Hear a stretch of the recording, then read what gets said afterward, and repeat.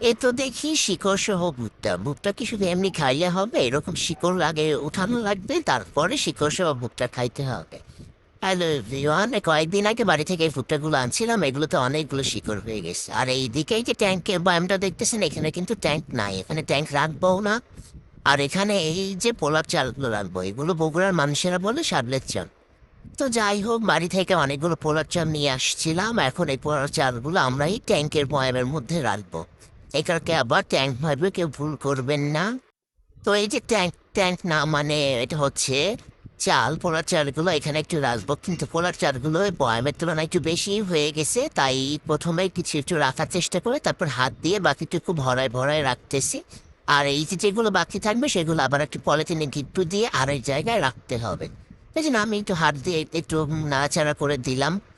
তো এই যে আমাদের রাখা শেষ, এখন হচ্ছে এই পলেতে করে বাকিগুলো রাখবো অন্য জায়গায়। আর এই যে বস্তা, এগুলো হচ্ছে খাবার চাল নিয়ে আসছে, এগুলোতে ভাত রান্না করে খাইতে হবে। তো বস্তাগুলো এভাবে রাখা আছে, এখনো কোথাও মানে সরাই রাখি তাই। আর এইদিকে ভুট্টার মধ্যে ছোট ছোট ছোট এই তেলাপোকা যে কই থেকে জমা হয়েছে জানি না। আর হচ্ছে এই যে দেখেন গাছ হয়ে গেছে, কত বড় গাছ, মনে হচ্ছে এভাবে রাখলে এখানে আবার ভুট্টা তুলবে নতুন নতুন, ছোট ছোট বেবি কর্ন হবে, সেগুলো খাওয়া যাবে। যাই হোক, এই যে তেলাপোকাগুলো ছুটেই চলেছে, এগুলোকে তো বাসার ভিতরে ঢুকতে দেওয়া যাবে না, নাহলে বাসায় আরও তেলাপোকা হয়ে যাবে। এখন ভুট্টার ছাল দিয়ে আবার এটাকে একটু একটু করে মারার চেষ্টা করতেছি।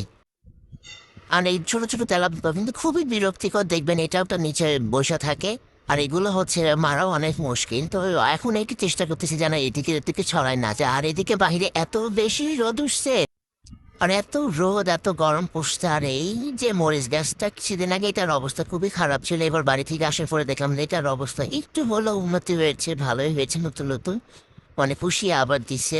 আর বাহিরে রোদ হলো, একটু বাতাসও ছিল। তো এত রোদের মধ্যে একটু ভালো লাগে না। আর এই যে সিরিয়াল বাই সিরিয়াল এগুলো মিশালগুলো রাখা হয়েছে, এগুলো কোন কান্ট্রিতে যে কী করবো জানি না। তো এগুলোকে একটু রোদ দিয়ে ঠিকঠাক করা হচ্ছে যেন এগুলো মিশাইল হিসেবে কাজ করা যায়। এই যে একটার পর একটা সিরিয়াল করে এরভাবে মিশাল ভুট্টার মিশাল আমরা হচ্ছে বেলকুনিতে রেখে দিয়েছি, যেন রোদে এগুলো একটু আরো ভালো হয়। তো এখন একটু রুমের দিকে যাচ্ছি, আর ভালো লাগতেছে না, কি যে করবো এই রোদের মধ্যে। আর এই যে এখানে দেখতেছেন এগুলো হচ্ছে কাঁঠালের বিচি, আর এখানে কই মাছের তরকারি, আলু বেগুনটা একটু ঝোল রান্না করা হয়েছিল দুপুরে।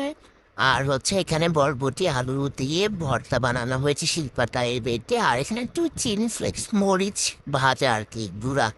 তো এখন একটু খেতে বলবো, রান্না বান্না সব শেষ, একটু ভাত আর একটু ভর্তা নিয়ে প্রথমে বসলাম। তো এটা দিয়ে আগে শুরু করে, ভর্তা থাকলে সবসময় ভর্তাতেই আগে শুরু করা হয়, অন্য ঝোল টোল এগুলো পরে নেওয়া হয়। তো আজকের ভিডিওটা এতটুকুই ছিল, ভালো লাগলে শেয়ার করবেন। আল্লাহ হাফিজ।